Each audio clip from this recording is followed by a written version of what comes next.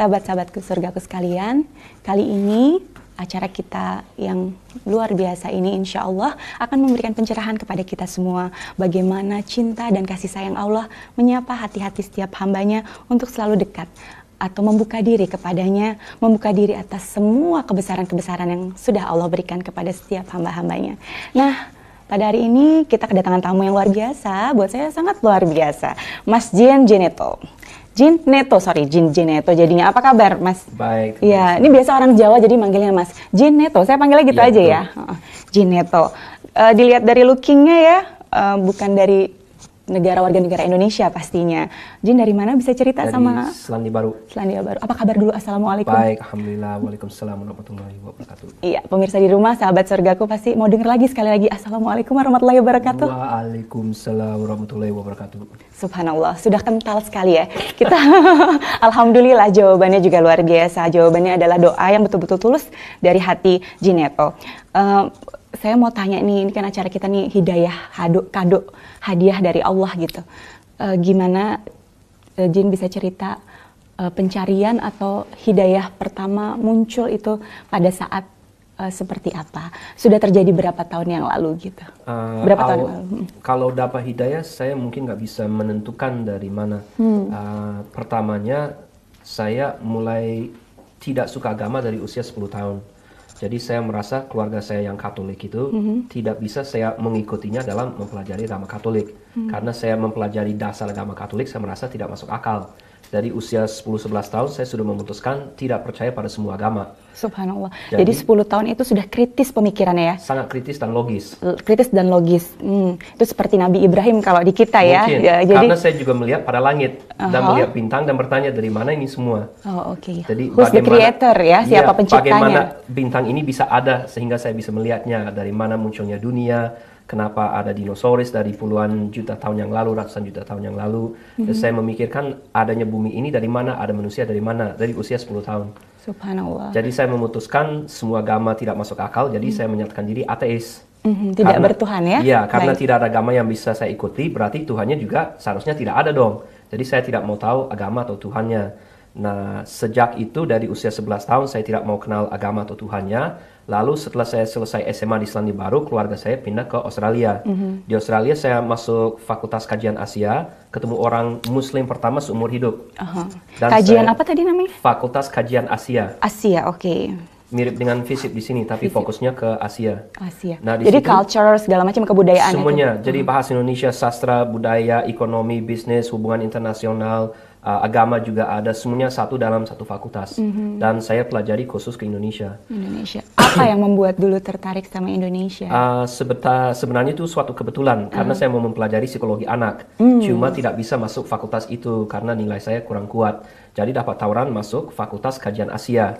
Jadi secara kebetulan saya dibawa ke sana. Di tahun pertama harus ambil salah satu bahasa Asia. Ada Indonesia, Korea, Jepang, dan Cina, bahasa Mandarin. Nah, dari 4 pilihan itu sepertinya bahasa Indonesia paling mudah. Paling mudah ya? Iya, jadi saya ambilnya niatnya mau pindah ke Fakultas Psikologi Anak sesudah tahun pertama. Jadi nggak mau lama-lama di Fakultas Kajian Asia, nggak mau lama belajar bahasa Indonesia. Secara kebetulan, dalam 6 bulan saya dapat nilai tertinggi di kelas dalam bahasa Indonesia. Oh, selamat dulu kalau gitu, selamat ya. Nilainya tertinggi bahasa Indonesia ya. Jadi dosen saya minta saya untuk tidak pindah fakultas dan tetap di situ mempelajari Indonesia dan bahasa Indonesia. Jadi akhirnya saya jadi meneruskan sampai 4 tahun lamanya. Itu tadi ketemu teman pertama yang Muslim juga di dari situ. Indonesia, dia di situ sebagai mahasiswa S2. Nah, kebetulan saya baru belajar bahasa Indonesia dasar-dasarnya. Dia ketemu dengan saya dan dia tanyakan apa saya tahu tentang Islam. Dan saya bilang ya ada pelajaran sedikit, tapi nggak terlalu dalam. Lalu dia membuat saya terkejut dan dia bertanya, apakah saya tahu di dalam Islam hanya Tuhan yang bisa mengampuni dosa? Dan saya bilang, saya tidak tahu itu, tapi membuat saya terkejut. Karena masuk akal. Soalnya dalam agama Katolik, orang bisa datang ke pendeta, ke pastor, dia bilang, saya berdosa, lalu diampuni dosanya oleh si pastor, atas nama Tuhan. Saya tidak percaya pada itu karena tidak masuk akal. Karena saya mengaku kepada manusia, dia bilang atas nama Tuhan saya diampuni, SK dari Tuhannya juga tidak dapat, telepon juga enggak, bagaimana saya bisa percaya pada manusia ini? Subhanallah. Kalau Tuhan langsung mengampuni, masuk akal karena dia tahu isi hati saya. Si pastor ini tidak tahu isi hati saya. Mengaku bersalah, mengaku mau bertobat, mungkin saya menipu dia. lalu dikatakan saya diampuni, saya merasa tidak punya dosa, tidak masuk akal. Tapi dalam Islam sistemnya tidak begitu. Pada saat kita berdosa, bertobat, Allah yang langsung mengampuni kalau lihat isi hati kita sungguh-sungguh bertobat. Luar biasa. Jadi masuk akal. Betul. Jadi semua yang masuk akal dicerna dengan baik sama jin, dan itu bikin jin shock ya, terkejut ya. Jawaban-jawaban itu baru pertama terkejut Saya merasa terpaksa mempelajari Islam karena satu kalimat itu. Dalam Islam hanya Tuhan bisa mengampuni dosa. Saya kaget, loh, ini kan masuk akal, tapi saya yakin selama 10 tahun sebelumnya tidak ada agama yang masuk akal. Lalu dapat satu fakta ini membuat saya berubah pikiran. Seharusnya Islam tidak masuk akal juga. Saya baru tahu sedikit ada sholat, puasa, dan sebagainya. Islam saya belum kaji terlalu dalam. Jadi saya mulai belajar Islam dari tahun 1990 itu untuk membuktikan Islam juga tidak masuk akal. Karena saya yakin bisa menemukan buktinya. Oke, baik Jin, kita harus break dulu. Sahabat surgaku, luar biasa ceritanya. Sahabat surgaku juga pasti terperangah nganga semua ini yang di rumah ya pastinya. Karena bagaimanapun yang tadi saya baru lihat sedikit saja, memang Allah itu kita tanpa perantara ya mengakui dosa. Nggak usah pakai perantara. Cukup kau dan Allah sudah tahu isi hatimu. Kita akan gali lebih dalam lagi bagaimana Allah menemukan, Jin menemukan Allah yang luar biasa, Sang Maha Pencipta, Sang Maha Pengasih dan Penyayang. Kita saksikan setelah yang berikut ini. Ya sahabat surgaku, kembali lagi di cerita menarik. Bukan hanya cerita, tapi pengalaman hidup yang luar biasa. Penuh hikmah dan kasih sayang cinta Allah pasti menyelimuti hamba-hambanya. Dimulai dari jin itu kecil, yang curious, yang pengen tahu tentang segala hal, yang dia tidak percaya bagaimana bumi ini ada, bagaimana bintang bulan bertaburan tanpa ada Sang Pencipta. Dari hal-hal kecil yang dia ingin tahu, Allah menjawabnya seperti yang difirmankan di Al-Quran juga, bahwa nasib suatu kaum tidak akan berubah tanpa kaum itu merubahnya. Jin ingin tahu di mana Tuhan, siapa yang menciptakan, untuk apa aku diciptakan, dan bagaimana kita akan saksikan selanjutnya perbincangan kami dengan saya Airiza Fibi, tentunya tetap masih di TVmu dan sama Jin Neto ya. Tadi dari sudah berapa tahun Jin? Tadi saya belum nggak. Berarti sampai sekarang masuk Islamnya dari tahun 96. 96 ya, berarti udah 17 tahun. Ya. Nah, matematika jelek soalnya, jadi ngitungnya sama. Okay. Ya, tadi dari Jin kecil terus masuk di kuliah di kajian Asia. Kemudian tadi kita sampai di titik ketemu orang muslim pertama sampai itu tadi ya. Silakan dilanjutkan lagi. Jadi dari situ pernyataan dia bahwa hanya Tuhan bisa mengampuni dosa membuat saya kaget. Saya merasa tidak mungkin ada agama yang benar. Jadi sesudahnya saya punya sikap, saya harus bisa membuktikan Islam juga tidak masuk akal. Karena kalau saya buktikan tidak masuk akal berarti juga tidak benar. Karena saya yakin kalau Allah menciptakan manusia, kasih otak kepada manusia, kasih akal di dalam cara berpikir manusia, pasti cepat atau lama akal itu digunakan untuk memikirkan Tuhan dan agama. Nah, kalau Tuhan dan agama dicap tidak masuk akal, buat apa Allah berikan akal kepada kita? Betul. Dia tahu kita pasti menggunakannya. Ibaratnya saya kasih pistol kepada anak. Lalu saya bilang, ini permainan buat kamu. Lalu saya lihat dia nembak-nembak orang, saya salahkan. Loh, kenapa kamu nembak orang? Kenapa saya kasih pistol kepada dia? Salah sendiri saya kasih kalau dia memakai di kemudian hari. Nah, kalau Allah berikan akal, dia tahu kita akan menggunakannya. Pasti kita akan menggunakannya. Dan cepat atau lama akal itu diarahkan ke Tuhan dan agama. Betul. Mungkin di awalnya banyak orang asal taat saja, disuruh sholat, mereka sholat, disuruh puasa, mereka puasa. Tapi dalam waktu sekian lama, pasti ada manusia yang bertanya, kenapa saya harus sholat? Apa alasannya saya puasa? Kenapa harus bayar zakat? Dan dia pasti mencari jawaban yang masuk akal sesuai dengan akal pikiran manusia. Betul. Jadi kalau ada orang Muslim mengatakan kita tidak menggunakan akal dalam agama, saya sangat tidak setuju. Justru buat saya sebaliknya, karena saya membuktikan Islam masuk akal, saya bisa masuk Islam. Betul. Saya berusaha selama 5 tahun membuktikan Islam tidak masuk akal dan gagal. Selalu gagal ya? Selalu gagal. Saya mempelajari sholat, apa sih fungsinya sholat, apa tujuannya sholat. Oke, masuk akal, tidak membebankan dan juga tidak terlalu menyesuaikan diri dengan kehidupan manusia. Wajib ya wajib. Jadi kita tidak bisa melonggarkan, oh saya mau sholat 1 hari dalam seminggu saja, pilihan saya, terserah saya. Tidak ada pilihan kayak gitu. Yang menciptakan, menentukan sholat 5 waktu setiap hari dalam kondisi apapun. Ya, itu bukti ketundukan kita. Itu buktinya kita tunduk pada kekuasaan Allah. Baik. Jadi kita harus mengikuti apa yang diberikan Allah. Puasa juga tidak membebankan, malah membuat orang sehat. Orang sakit tidak wajib puasa. Orang yang sudah tua dan pikun tidak wajib puasa. Anak kecil tidak wajib puasa. Musafir tidak wajib puasa. Loh, ini masuk akal semua. Jadi dalam 5 tahun apapun yang saya pelajari selalu balik lagi ke kesimpulan ini masuk akal. Saya mencari celahnya Islam satu hal pun. Saya mau tunjuk dan teriak. Nah ini, saya udah menemukan buktinya. Islam tidak masuk akal. Saya tinggalkan semua. Dalam 5 tahun saya tidak dapat. Saya diskusi sama orang Muslim, saya baca artikel dalam bahasa Inggris, belum membaca Al-Quran. Tanya sama orang Islam mengajarkan apa. Itu 5 tahun baru bertanya ya? Baru bertanya dan memikir. Saya tidak sampai duduk membaca seluruh ayat Al-Quran. Sekali saya menyentuh Al-Quran, saya membukanya kisah Nabi Musa. Loh kok kisah Nabi Musa? Buka lagi. Kisah Nabi Ibrahim. Kok kisah Nabi Ibrahim? Ini sama dengan Alkitab. Saya tidak mau membaca Alkitab. Saya letakkan lagi, nggak mau tahu. Saya maunya kisah Islami. Jadi saya anggap Islam sama Kristen itu beda. Ternyata tidak beda karena dari sumber yang sama. Jadi selama 5 tahun saya tidak berhasil menemukan satu hal yang tidak masuk akal. Jadi akhirnya tahun 1995 akhirnya saya merenung terus-terusan setiap hari. Saya mikir mau bagaimana ini, mau bagaimana ini, mau bagaimana ini. Akhirnya saya merasa terpaksa masuk Islam. Belum, tapi tidak ada yang memaksakan, saya terpaksa. Tapi itu baru 5 tahun kan, baru 5 tahun di awal, terus belum buka kitabnya karena yang ketemu baru Musa dan Ibrahim. Diskusi, nonton TV. Jadi tahun 1995 saya ada di Indonesia dan saya kuliah di UI di Fakultas Sastra. Sastra Indonesia. Iya. Jadi pulang dari UI saya nyalakan TV. Dulu sebelum maghrib selalu ada ceramah, ada Zainuddin MZ, ada Anwar Sanusi, ada Quraish Shihab, ada Amin Rais. Saya duduk aja nonton, yang teman-teman yang lain nggak mau tahu, udah biasa.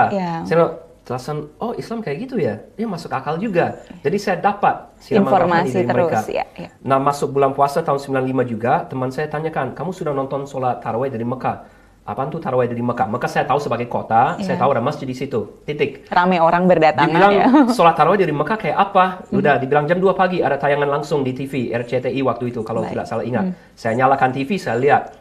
Loh ini benar juga ada teks dalam bahasa Indonesia, dikasih teks juga. Jadi saya tidak mengerti bahasa Arabnya, saya baca teks bahasa Indonesia. Artinya ini kan apa? Terjemahan ayat Al-Quran. Baru di situ saya mulai belajar Al-Quran. Kok seperti itu ayatnya? Oh itu masuk akal juga. Dan saya lihat satu masjid itu ada katanya sekitar 3 juta orang. Di dalam masjid dan di atapnya dan di halaman luarnya semuanya sholat tarawih. Subhanallah ya. Saya merasa kaget di situ. Ini satu bangunan, ada sulit dihitung sebenarnya, 2-3 juta orang mengisi satu ruangan itu, mengikuti satu pemimpin ke area yang sama, dalam bahasa yang sama, di waktu yang sama, tidak ada yang ribut. Gak ada yang datang bilang, kakek saya jadi imam dong. Semuanya tunduk pada satu perintah, Allahu Akbar, semuanya ruku di saat yang sama. Saya diam aja begini, liatin, kok bisa begini? Saya berusaha membandingkan dengan di negara barat. Orang barat masuk stadion bola, nonton pertandingan bola, maksimumnya 100.000 orang, maksimum. Ini 2 juta sampai 3 juta orang sampai susah dihitungnya. Dan semuanya dengar Allahu Akbar langsung begini, ruku dan sujud. Luar biasa Jin. Sahabat surgaku, pasti dimanapun kalian berada, Anda berada, juga pasti tersentuh bagaimana rumah Allah telah mengundang hamba-hambanya untuk bersujud bersama-sama. Ternyata dalam Islam antara akal dan rasa batin semua menjadi satu kesatuan. Ada jembatannya ya Jin ya? Seharusnya seperti itu. Dan tadi Jin sudah ceritakan bagaimana Allah mengundang berjuta-juta orang masuk ke dalam rumah yang sama, dengan bahasa yang sama, dengan gerakan yang sama, di saat yang sama. Luar biasa. Dan bisa dimengerti oleh semua orang yang ada di sana karena semua punya bahasa yang berbeda-beda, culture yang berbeda, tapi mereka bersujud bersama semesta, bersama-sama di dalam rumah Allah. Nah, bagaimana luar biasa indah hidayah yang selalu menjemput hamba-hambanya yang selalu ingin kedekatan dan cinta dari Allah. Kita saksikan setelah yang berikut ini, tetap di TV-mu, Cerdas Mencerah. Saya Airiza Fibi dan tamu kita yang teristimewa, Jeneto. Luar biasa, tadi sampai di titik bercerita tentang bagaimana Jen lihat di TV tentang sholat tarawih ya, yang disiarkan secara langsung live gitu, dengan mata Jen memandang betapa Allah mengundang berjuta-juta umat manusia bersujud, berdoa, melakukan hal yang sama dengan bahasa yang sama, bahasa tubuh yang sama. Luar biasa, silahkan dilanjutkan Jen. Itu membuat saya kaget karena orang bule, orang barat, kalau melakukan satu kegiatan, baik itu kegiatan sosial maupun kegiatan keagamaan, tidak ada 2-3 juta kumpul di satu tempat di mana mereka melakukan kegiatan yang sama, dalam bahasa yang sama, di waktu yang sama, di belakang satu pemimpin. Saya kasih contoh sederhana aja. Orang Kristen kumpul di depan Vatikan, mendengarkan Paus berpidato. Kebanyakan tidak mengerti dia menggunakan bahasa apa, karena mereka datang dari seluruh dunia. Jadi kalau dia berbicara dalam bahasa Itali, kebanyakan orang yang bukan dari situ tidak akan paham dia nggak lagi ngomong apa, ini bagian apa sekarang, habis ini apa. Mereka tidak tahu kelanjutannya bagaimana, karena terserah dia dan para pengurusnya menentukan jadwalnya terserah mereka dalam bahasa mereka. Jadi orang datang ke sana sebagai tamu nggak bisa langsung ikut dalam kegiatannya. Kalau orang Muslim datang ke Masjidil Haram, Masjid Nabawi sebagai tamu, langsung nyambung sama kegiatan keagamaan di sana. Jadi sholatnya sama di seluruh dunia. Orang Barat sering tanya ke saya, apa sih ini hikmah jadi sholat? Saya menyatakan ke mereka, kamu masuk ke gereja di Perancis pada hari Minggu, bisa langsung ikut misa apa tidak? Oh ya tidak, kan saya tidak mengerti bahasa Perancisnya. Apalagi misalnya bukan Minggu pagi, mungkinnya malam Minggu, atau mungkin Minggu malam. Anda tidak tahu jadwal-jadwalnya karena terserah mereka secara lokal mengaturnya bagaimana. Dan tata cara misanya terserah mereka mengaturnya bagaimana mereka mau. Nah kalau Islam kita masuk masjid manapun seluruh dunia, di situ selalu ada kiblatnya. Nggak usah nanya-nanya dulu kiblatnya ada ke sana, ada yang ke sana. Semuanya satu kiblat. Langsung ada orang sholat, saya tinggal datang di belakang. Ini orang lagi ngapain? Oh ternyata mereka sholat. Ini sholatnya sama semua. Mereka lagi ruku, saya ikut ruku. Langsung dapat satu rakaat. Jadi kita tidak perlu bingung mau pergi ke negara manapun, masuk masjid pasti bisa sholat. Ketemu orang Muslim, tinggal tanya aja, Pak ada sejarah kiblat kemana? Kiblatnya ke sana. Orang Muslim kan pasti memberikan fasilitas. Betul. Jadi membuat persatuan antara umat Islam seluruh dunia. Seharusnya, secara teknis di atas kertas memang benar. Secara kenyataan di lapangan, malah kita mencari yang memisahkan. Iya. Betul sekali Jen, luar biasa ya pengalaman hidupnya yang luar biasa. Bagaimana Allah memberikan cahayanya kepada setiap hambanya gitu. Kita juga sahabat surgaku pasti juga terinspirasi dari Jen ya. Bagaimana mereka semua orang di seluruh dunia ingin bersatu, persatuan ukhuwah Islamiyah yang besar itu, tapi di negara yang terbesar Muslim di dunia, di Indonesia ya, kita malah mencari perpecahan. Bukannya gitu. di sini, itu seluruh dunia. Di seluruh dunia ya. Ada teman saya tinggal di San Francisco, dia ceritakan setiap komunitas di sana bangun masjid sendiri-sendiri, pakai bahasa sendiri-sendiri. Jadi kadang dia masuk satu masjid, ditunjuk lah, kamu kan orang bule, ngapain ke sini? Saya mau sholat Jumat, ini masjid yang terdekat. Lalu ada yang menjawab, kamu bukan orang Lebanon, keluar. Lalu mereka bukan bilang, oh kamu sesama Muslim, ayo ikut sini. Masuk situ kan komunitasnya Lebanon semua, sebelahnya komunitas Suriah semua, sebelahnya komunitas Malaysia semua, sebelahnya komunitas Indonesia semua. Padahal masjidnya itu berdekatan. Jadi mereka tidak menggunakan bahasa Indonesia sebagai bahasa Inggris sebagai bahasa penyatu, lalu mengundang semua orang, ayo sholat di sini sama kita. Malah memisahkan sesuai komunitasnya masing-masing. Dan dia sendiri sebagai orang Amerika masuk Islam kecewa. Sedih sekali ya. Dia tanya kok umat Islam begini? Ya saya tidak bisa menjawab karena umat Islam memang begitu. Mau mengatakan apa? Ya mudah-mudahan di suatu hari nanti kita bisa tetap bersama-sama ya Jen ya, ada satu terobosan yang memang yuk bareng-bareng sholat, memang begini yang dicontohkan oleh Rasulullah, begini yang dicontohkan oleh Bapak seluruh generasi kan, Nabi Ibrahim mencontohkan seperti itu. Jadi kita harus mencontoh. Ada kiblatnya di Mekah, jadi kita coba berbondong-bondong juga mengikuti. Terus sebenarnya kalau lihat dari pandangan apa yang direncanakan Allah, umat Islam sudah didesain supaya bersatu. Betul. Dan ayatnya ada, jangan sampai kamu berpecah belah. Tapi kita malah senang berpecah belah. Jadi kita sendiri yang membuat umat Islam berpecah belah, bukan desain Islamnya. Kalau melihat misalnya blueprintnya, peta birunya Islam, semuanya seharus menyatu, bersatu. Tapi ternyata kita tidak senang begitu, kecuali ke Masjidil Haram. Di situ baru kita menyatu, bersatu. Ya, tapi mudah-mudahan di masjid di seluruh dunia nanti akan begitu ya, Jin. Kita berdoa saja bahwa hidayah juga tidak datang pada saat orang baru mencari, tapi memang Allah ingin dijemput. Hidayah itu yuk kita jemput yuk, karena Allah lebih dekat dari urat nadi. Setiap kapanpun, setiap desa nafas kita, Allah sediakan hidayah kan di situ. Nah sekarang kembali lagi nih di ceritanya Jen gitu. Tadi kan lagi lihat TV, terus orang sholat bersama-sama. Nah pada saat kapan Jen betul-betul merasa bahwa ini adalah jalan hidup? Di sini ada Tuhan, di sini Tuhan yang paling benar. Sesudah belajar 5 tahun itu, jadi saya merasa tidak ada pilihan, saya terpaksa masuk Islam karena saya tidak bisa menyatakan Islam tidak masuk akal. Jadi saya kalau di saat itu menyatakan saya menolak masuk Islam atas dasar apa? Ini saya ibaratnya pengacara di pengadilan. Saya mau menyatakan ini bersalah, ini benar. Kalau saya sudah membuktikan ini benar, bagaimana saya bisa menyatakan sebaliknya ini salah? Sudah membuktikan benar kok. Lalu saya mau tinggalkan atas dasar apa? Secara hukum nggak ada dasarnya. Wajib saya menyatakan yang benar itu benar. Jadi saya terpaksa masuk Islam. Subhanallah, terpaksa masuk Islam. Baca tepuk tangan dulu deh di sini. Yang di studio boleh nih mas-masnya boleh ikut. Kita berikan luar biasa ya, apresiasi yang luar biasa. Bahagianya kita punya saudara yang baru. Sebetulnya juga bukan saudara yang baru ya, udah 17 tahun yang lalu, cuma baru ketemu di sini ya Jen ya. Sekarang saya mau dengar gimana rasanya pada saat pertama kali syahadatnya di mana, siapa yang menuntun syahadat itu, terus belajar sholatnya seperti apa? Dulu waktu baru masuk Islam, ada teman kantor dan dia mengajarkan saya baca syahadat dari buku.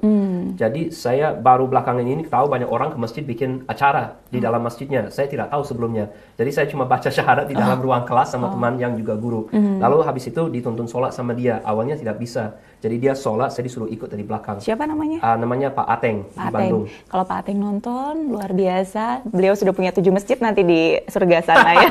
Karena luar biasa hidayah juga. Pak Ateng, selamat ini murid ya? Bukan murid, teman ya? Teman kantor ya. Pak Ateng ini Mas Jin sudah luar biasa.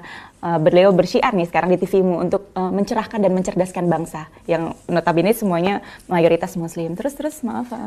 Jadi sejak itu saya dapat guru yang baik dari MW. Nama guru saya Kiai Haji Masyuri Syahid, sudah wafat tahun 2007. Nah, selama 13 tahun saya belajar sama Pak Kiai, dan karena saya senang pada hukum dan senang pada yang logis, dia langsung mengajarkan saya fikih. Jadi sekarang saya bertemu dengan orang yang muslim dari lahir, malah lebih sering saya mengerti hukum fikih dan tafsir daripada mereka, dan mereka bertanya kepada saya. Terbalik, padahal saya bukannya baru tahu hukum fikihnya sekarang, dari 10 tahun yang lalu sudah paham. Langsung diajarkan sama Pak Kiai, saya langsung, loh ini kan logis. Ini ada pendapat imam mazhabnya begini, semuanya logis, terserah kita mengikuti yang mana. Dan dasarnya selalu ada dalil ayat Al-Quran dan hadis. Tapi saya dapat orang yang muslim dari lahir kok sepertinya tidak paham. Saya kasih satu contoh sederhana. Berkali-kali orang dewasa dan anak muda tanya kepada saya, kalau kesiangan buat sholat subuh, berarti tidak boleh sholat. Ditinggalkan sholatnya. Loh, ditinggalkan kenapa? Misalnya bangun jam 7, jam 8 di hari Sabtunya. Kenapa ditinggalkan? Katanya sholat di luar waktu itu tidak boleh. Loh, kata tidak boleh siapa? Ya kan dulu guru ngaji saya ngomong gitu, sholat di luar waktu tidak boleh. Jadi dia berasumsi kalau saya bangun kesiangan buat subuh, langsung tinggalkan. Itu berarti dia salah paham fikihnya dan tafsirnya.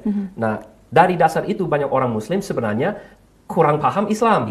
Mereka seharusnya balik lagi dan belajar Islam dari nol. Belajar seharusnya datang ke guru agama. Jangan suruh saya ngaji-ngaji terus tanpa paham apa yang saya bacakan. Apa yang dilaksanakan, apa yang dilakukan juga ya. Al-Quran itu kalau kita tunjuk pada Al-Quran, ini sebuah pedoman hidup. Kalau umpamanya ini dalam bahasa Mandarin, apa kira-kira ada manfaatnya baca dalam bahasa yang tidak dipahami oleh orang pribumi, yang tidak bisa berbahasa Mandarin, lalu letakkan di rak buku dan tidak dipahami isinya. Manfaatnya apa? Manfaatnya tidak ada sebenarnya. Jadi kalau orang ngaji seharusnya baca terjemahan sekaligus kalau belum bisa bahasa Arab.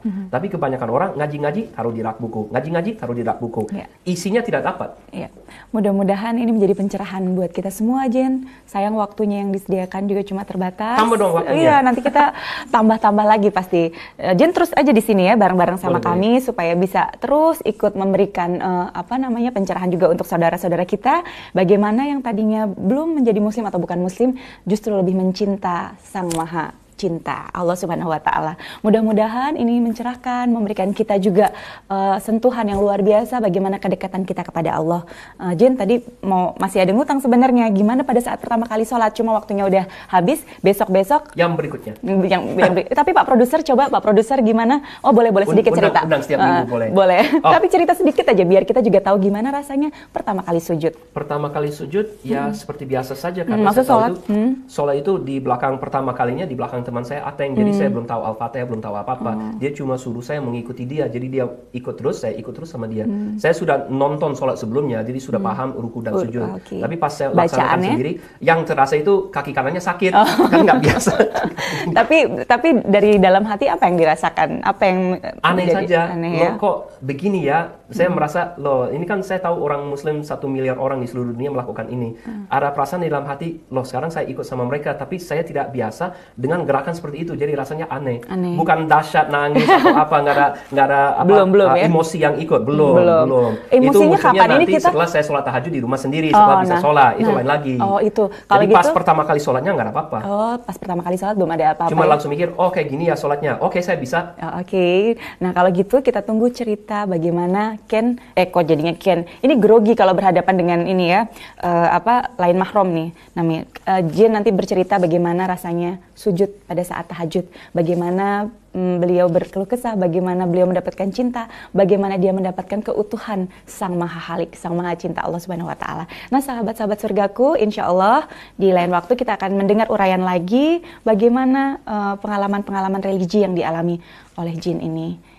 Terima kasih banyak, Jin. Makasih waktunya. Jangan bosan-bosan berbagi sama kita, karena adik-adik kita di luar sana, semuanya generasi Muslim di Indonesia sekarang terpengaruh juga dengan media. Media itu sekarang sering sekali mengkardilkan Muslim ya. Muslim itu teroris, kriminal, keras. pelopor poligami seperti itulah ya. Jadi stigma itu yang harus yuk kita sama-sama membangun umat, membesarkan kecerdasan, meluaskan silaturahim agar ilmu yang akan disampaikan oleh Allah bisa tersampaikan dan diterima oleh umatnya dengan baik. Terima kasih banyak waktunya, sahabat surgaku. Insya Allah kita ketemu lagi di episode selanjutnya. Saya Riza Fibi dan Jin dan Jun. Terima kasih banyak.